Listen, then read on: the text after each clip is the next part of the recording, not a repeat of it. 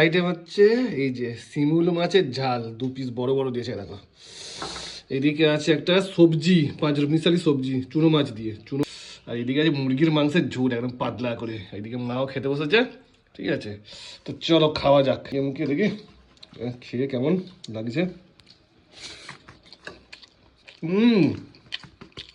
আলাদাই ভেঙে একটু মাছের ঝাল, এই যে জব্বর পিস, একটা ধনে পাতা পেঁয়াজ পেঁয়াজ দিয়ে করেছে জব্বর 2 পিস।